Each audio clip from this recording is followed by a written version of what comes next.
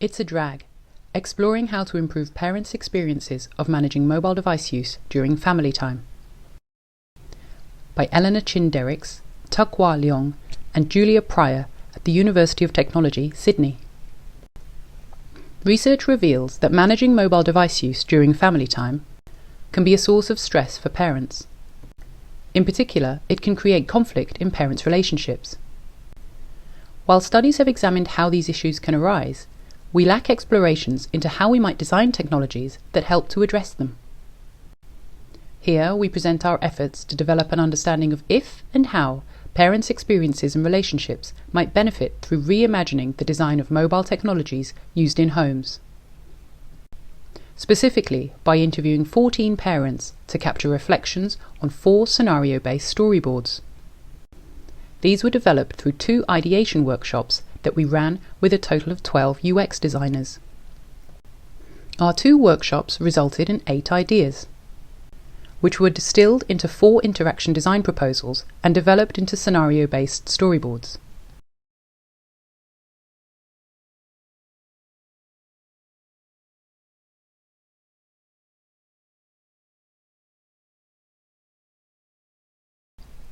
So our first storyboard described Wave by asking participants to imagine a family of 4 who regularly use mobile devices as part of everyday family life, and using a new feature called Wave, designed to help family members remain more aware of one another while using devices in each other's presence, by displaying icons after a set period of time. Storyboard 2 introduced traffic lights that helps family members gauge how busy or available each other are when on their devices by displaying colour-coded icons.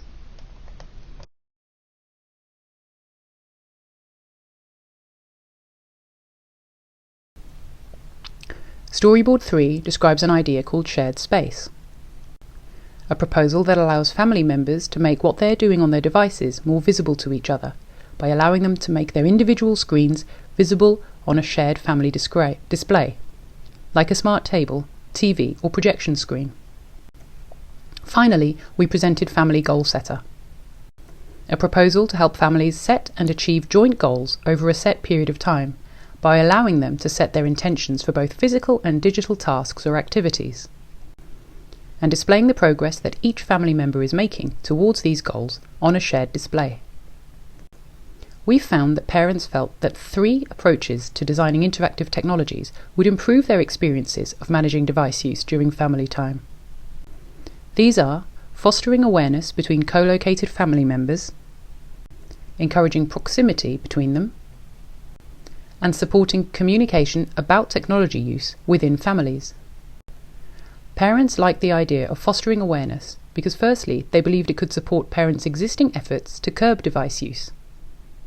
For example, Wave appealed to P11 because, I think it's good to have those kind of reminders. This would be a nice way of keeping everybody aware of their screen time, and I think that awareness is the first part of limiting technology use.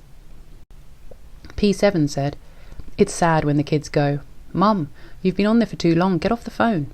It's happened to me, so yeah, I think it's good to have that kind of reminder, or at least awareness, because you get lost in it. That's the problem.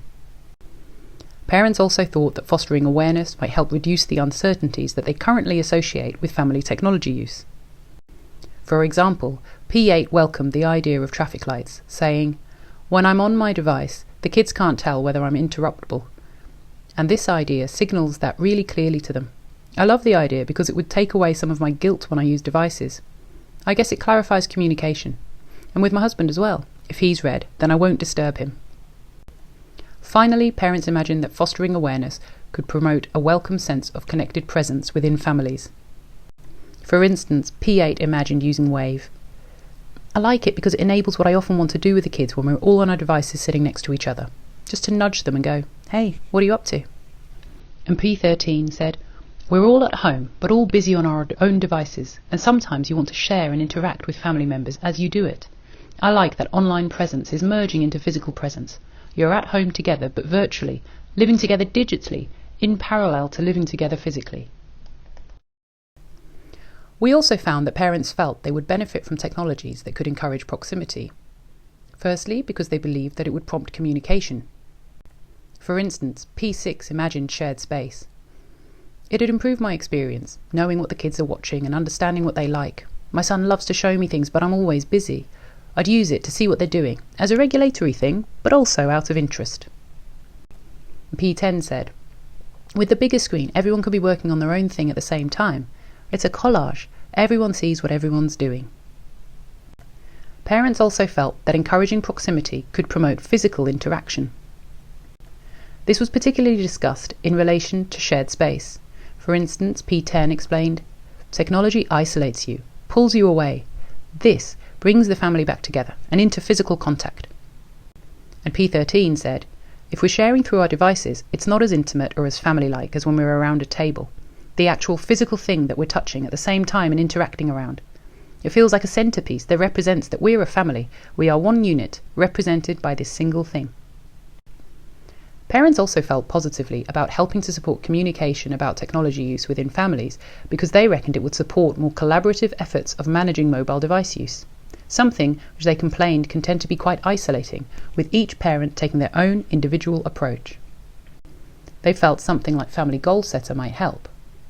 I think that when there's no structure around it, it can feel like nagging, but if you've all agreed that you're going to have the discussions and the whole family is involved, then it provides something external, not just me saying, oh, you're on the phone again? Lastly, parents told us that supporting communication in this way could help to empower family members to reach their collective goals.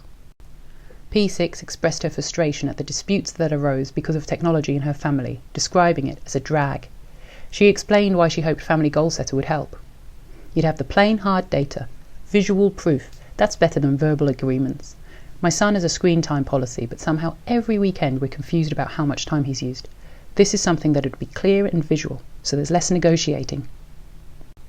P7 said, it's visual so we can see what our goals are. That would help me and my husband. It would align us in terms of what we want for the kids, and seeing that we're coming up to a family reward at the end, that's a wonderful way of aligning us. Not the kids versus the parents. It's like we're working together as a family, towards a common goal.